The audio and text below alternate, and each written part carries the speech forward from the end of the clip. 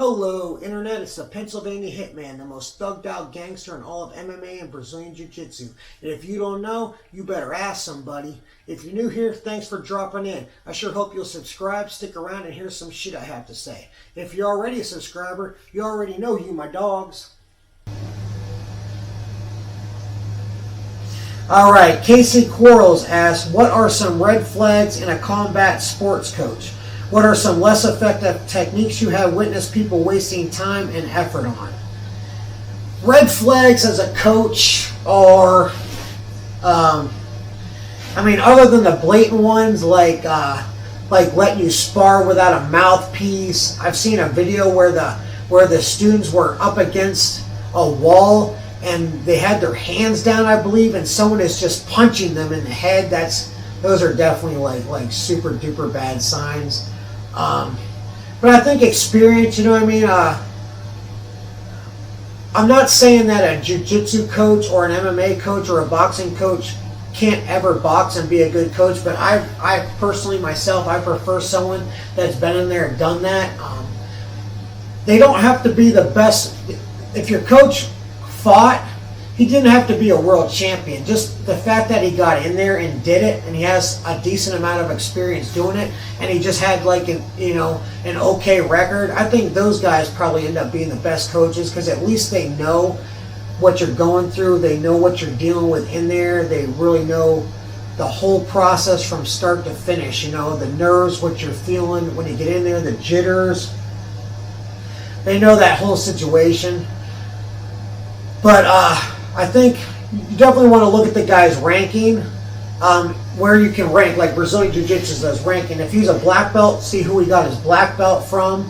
Is that guy known to hand out belts? Is that guy known to be really tough and make sure the person deserves a belt? Are the students competing? Are they winning? Are they doing good? Does he have a competition team? And how good are they doing?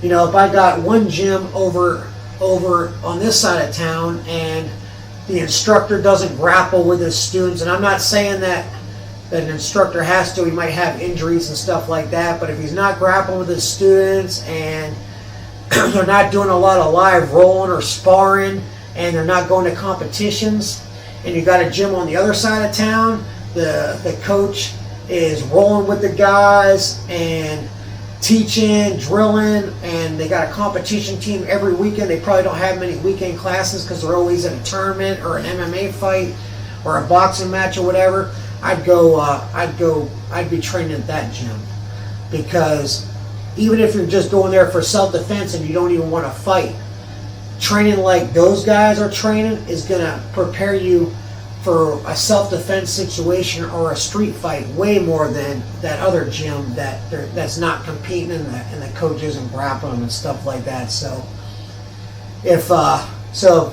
those are some red flags. I kind of just look at the credentials. If it's a boxing thing or an MMA thing where you don't have ranking, has a guy fought before? Like I said before, how good was he?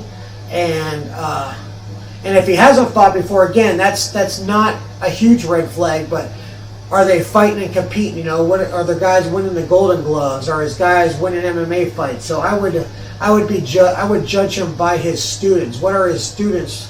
How are they performing? So that's what I say. And don't ever spar without your mouthpiece in. You can grapple without your mouthpiece in, but don't get punched in the face without a mouthpiece. I like to spar without headgear, and I preferred my fighters to spar without headgear. Headgear does not protect you from concussions; it only protects you from cuts. So don't let that kid you. So if you see people sparring without headgear, that's really not a big deal. I didn't put too much effort into making my guys wear headgear because they don't fight with headgear anyways. And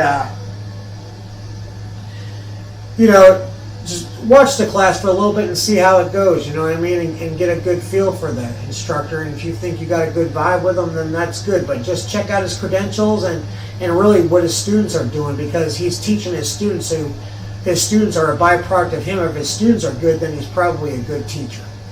So, but don't be sparring. I wanted to add too is if you're going somewhere and they're constantly sparring, where you're sparring like multiple times a week, I don't think you should spar more than once a week. And and that's my opinion from having CTE and dealing with CTE myself and having a lot of concussions.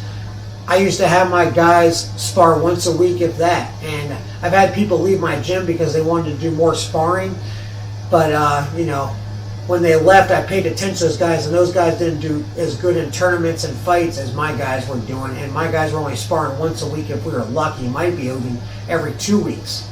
So you know, that's probably what some red flags that I would recommend is watch for some stuff like that.